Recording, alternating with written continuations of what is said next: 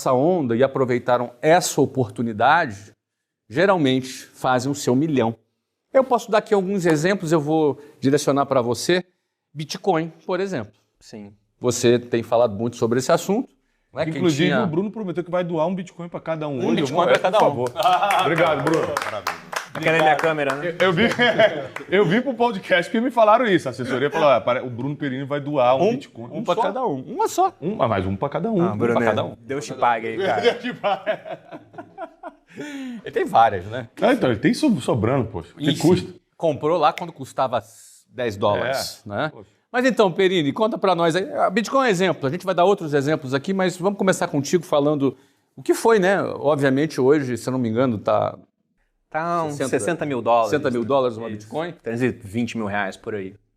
Uns 320 mil 320 mil reais. Uma Bitcoin esteve... Chegou a uns 360, mas tem gente que fala que talvez bata até um final do ano, sei lá, pode chegar a 1 milhão. Eu não acho que isso é uma projeção exagerada. Eu acho que é possível, né? Que é diferente de ser provável, $1 milhão. De reais, o que seria mais ou menos $200 mil. Exato, tem gente que pensa nisso. Eu acho que é possível, talvez não seja tão provável. Eu acho que $100 mil é um preço razoável para a gente estimar que ele pode chegar até o final do ano. Tem alguns modelos matemáticos para isso. A gente poderia dizer que nós estamos vivendo também a era da inteligência artificial. O que isso vai trazer de oportunidade? A gente também pode lembrar da internet. O que foi a internet? O que foi a gente ter vivido um período de 2010, quando a internet era tudo mato. Hoje, praticamente todos nós aqui começamos ali, 2010, 11, 12, não é? Temos seguidores e vendemos bastante produtos por conta da internet. Foi uma oportunidade, não é? E assim, novas oportunidades vão continuar aparecendo, vão continuar vindo. Vamos falar sobre essas oportunidades e como a pessoa deve estar atenta. Se ela estiver fechada no modelinho escola, faculdade, emprego e INSS, será que muitas dessas oportunidades não vêm e elas não são aproveitadas? Como aproveitar essas oportunidades? Usando palavras de Salomão, rei Salomão de Israel, ele diz o seguinte, no seu livro Eclesiastes: não existe nada de novo debaixo do sol. Tudo que acontecer hoje já aconteceu um dia. Ou seja, o mundo é cíclico. Então, para você prever o futuro, você tem que estudar a história. Então, muita coisa que o Perini sabe, não é porque ele tem uma bola de cristal e prever o futuro, é porque ele estuda muito o passado. Os dados te ajudam na projeção. Então, eu gosto muito de estudar a Bíblia, independentemente de ser uma pessoa espiritualizada, né? As pessoas até confundem espiritualizado com religioso. Eu não sou religioso.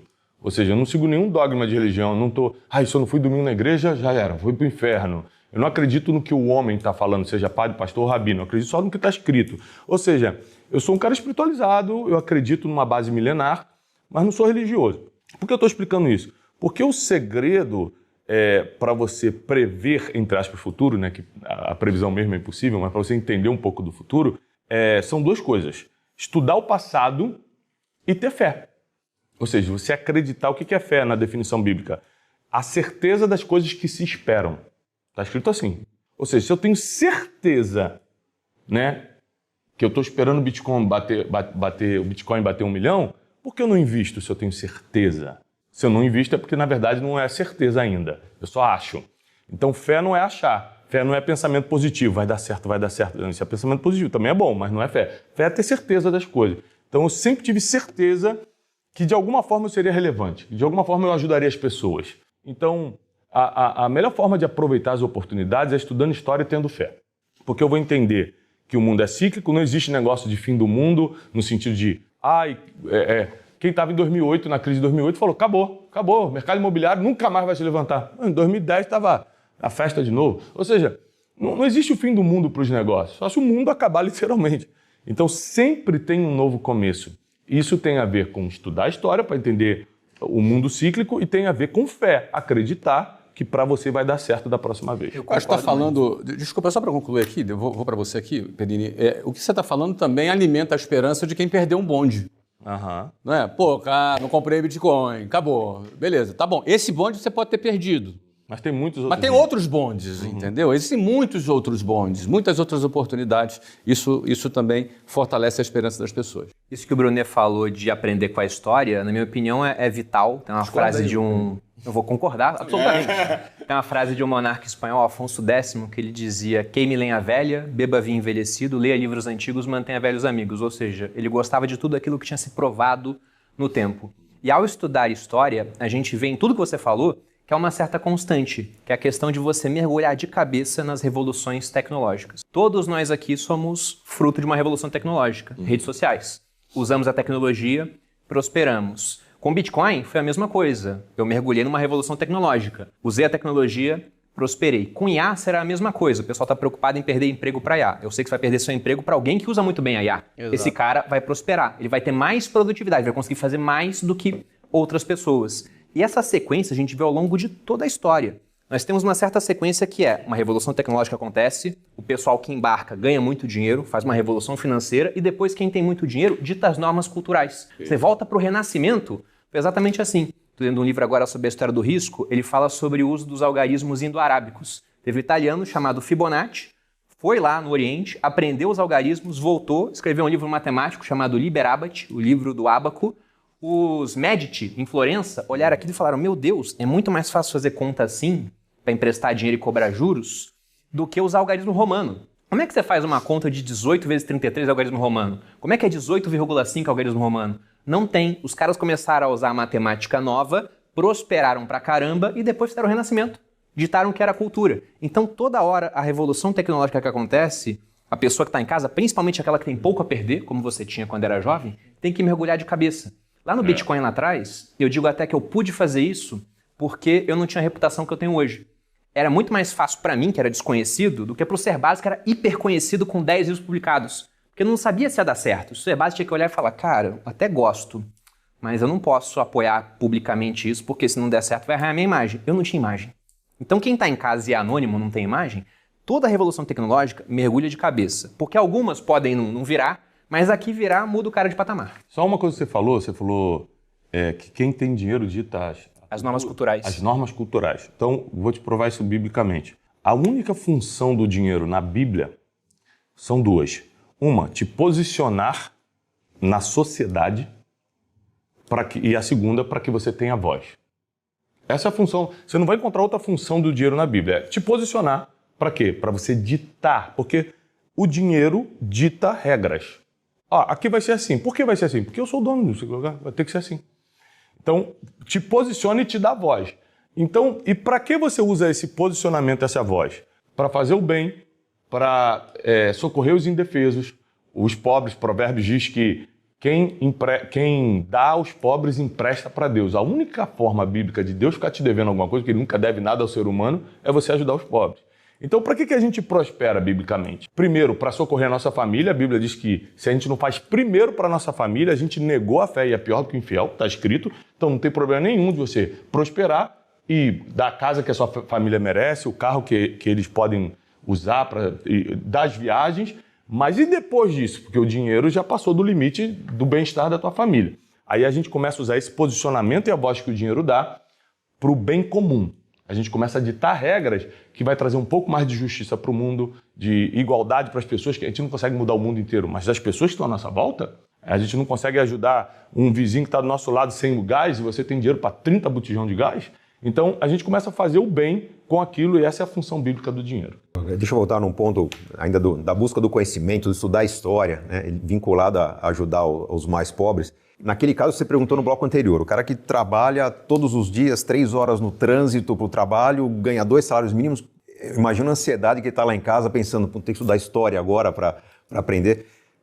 Às vezes não é uma volta tão longa, porque a pessoa que está ganhando pouco, ela está ganhando pouco porque o desenvolvimento intelectual dela foi inferior ao de outras pessoas e que ele é menos competitivo no mercado, ele tem que investir nele mesmo. Então, buscar certificações e outros conhecimentos é uma forma de você melhorar a sua receita, mas o que as pessoas não fazem é explorar o que tem de mais poderoso no meio educacional, que é o professor. Se eu pago um curso online, vou assistir nas horas que eu estou livre em casa, ou se eu pago um curso presencial, eu chego ali na hora que no limite de assinar a lista de presença e vou embora, eu não troco informação com o professor, esse professor é um grande hub de informações, de oportunidades. O professor tem contato com onde que está usando esse conhecimento, onde que eu posso aplicar isso, de repente consigo um emprego, eu posso te ajudar numa atividade acadêmica.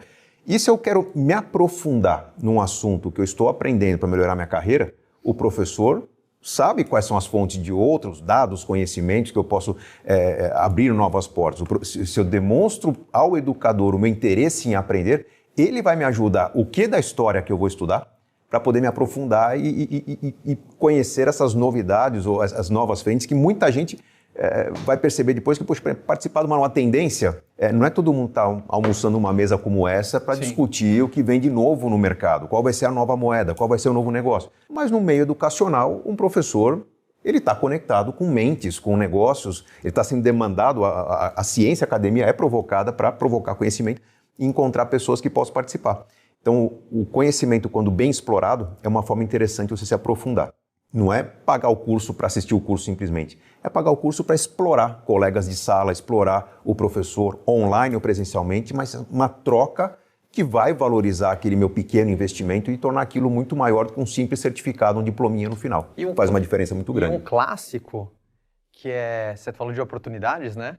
Que todo mundo tá assim, esse conselho aguça as pessoas, interromper, né? mas você falou do método que te ensinou a vender. Exato. Aquele método era exposto para milhares de pessoas. Exato. Eu te conheci nesse ambiente e você era o cara que nos bastidores conversava com todo mundo. Me conta um pouco mais. Ensina, numa né, palestra, ele foi me buscar lá Esponja. nos bastidores e falar, pô, queria saber um pouco mais disso. Exato. Tinha 5.000 pessoas no evento. O Caio foi o cara que veio tomar água comigo ali para saber um pouco mais. Desculpa te interromper, mas é um ótimo exemplo do que, pô, como é que um cara se diferencia num negócio para milhares de pessoas? Eu fazer um pouco mais. Exato. E trazendo uma coisa clássica, a gente tá falando de oportunidade, cara, segue os problemas, cara. De um jeito aterrissando assim. Eu acredito que o Brasil é um país incrível para empreender, pautado numa notícia não legal. É um país cheio de problema, cara. Tem problema, tudo que você olha tem problema. Você fala, né? Você fala abertamente. Eu fiquei bilionário porque era incompetência da escola. Teve escola inglês na escola? Sim. Por que depois você pagou por um curso de inglês? Né? Então, seguir os problemas, principalmente para quem está aqui, se abrir para os problemas, né? Seguir para os problemas, vai encontrar as grandes oportunidades. Escolar no professor de inglês e falar, quero mais, professor, seja o suficiente, então, né? ter esse faro para problema, mas também eu tenho que fazer um disclaimer aqui, que eu conheço pessoas que têm negócio e estão piores do que na época que tinham emprego. Então, abrir um negócio não é garantia de sucesso nenhum, porque há um binômio, assim, né? É de um caminho inteligente com esforço direcionado. Né? Por exemplo, pessoa que se esforça muito num caminho ruim, intriga as pessoas que estão do lado. Sabe quem que tá mal nos negócios? Quem procurou segurança no negócio. Exato, mas não tem aquela pessoa que tá se dedicando pra caramba num caminho ruim, às vezes a família fala, nossa, por que Carlos não venceu, né? Inteligente o menino, mas ele não vai. É porque o caminho de Carlos é ruim, por isso que às vezes só as pessoas, você tem que trabalhar duro. Eu conheço pessoas que têm 3 empregos, cara. 3, acorda às 4, vai dormir meio-dia, e tá longe do milhão. As pessoas não sabem mudar o jogo. Meia-noite. E tá longe do milhão. Mas sabe como é que a pessoa ela pode, não é ter certeza de vitória, mas diminuir a chance do fracasso? É o que o Cerbasi falou, realmente aproveitar o professor. E a gente está numa época onde isso é tremendamente mais simples do que no passado. Vou dar um exemplo. Uma vez um seguidor queria tirar uma dúvida de negócio comigo. Ele fez uma pergunta, eu respondi para ele no direct, ou seja, me acessou de graça. Todo dia eu respondo umas 50 pessoas lá. Depois que eu respondi, ele falou, sua opinião é muito parecida com a do Flávio. Ele mandou um print de um direct que você respondeu para ele.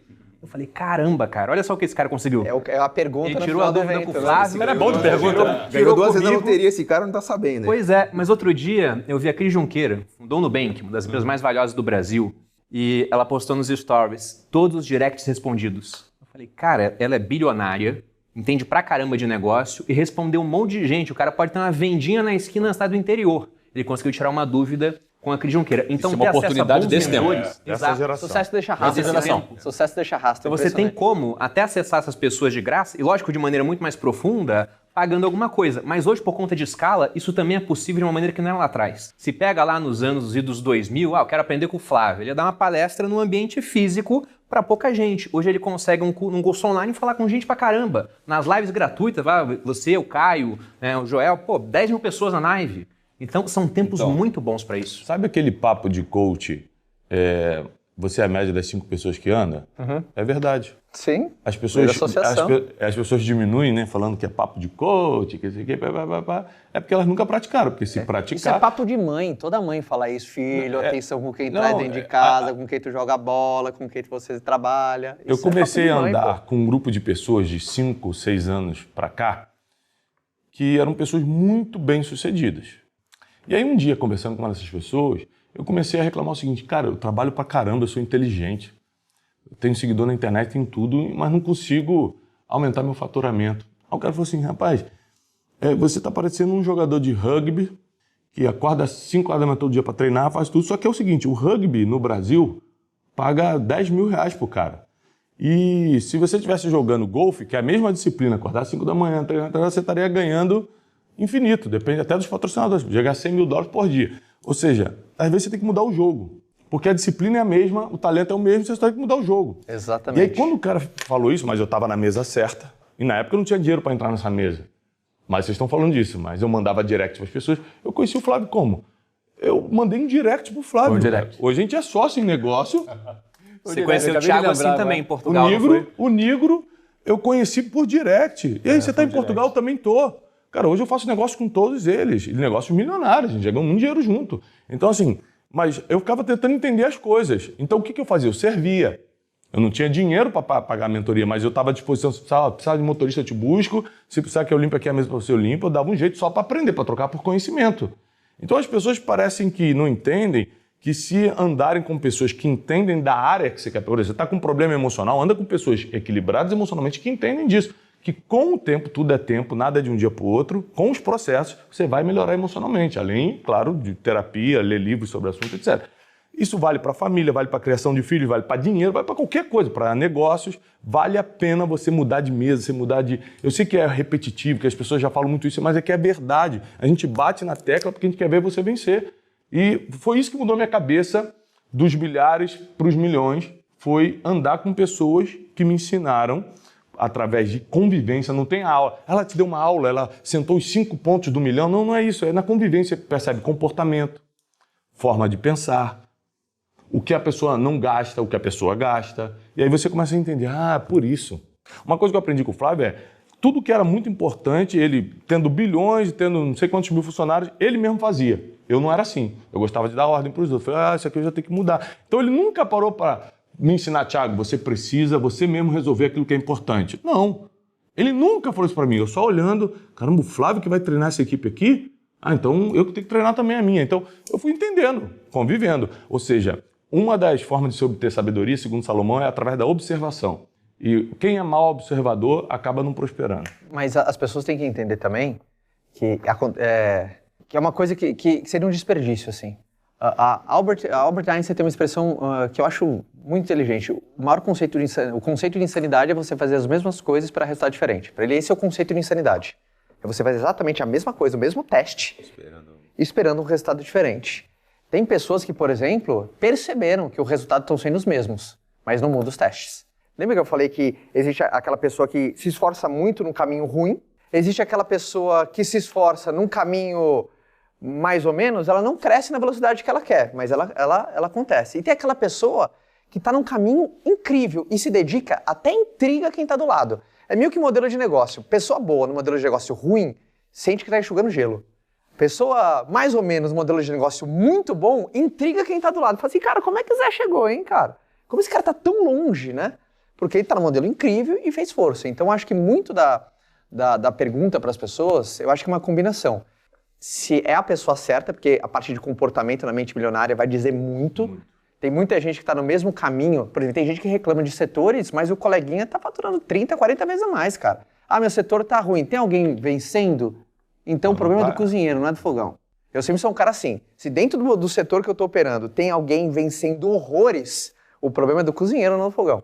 Mas também tem o lance também das ferramentas. Isso é brutal. Porque nós conhecemos pessoas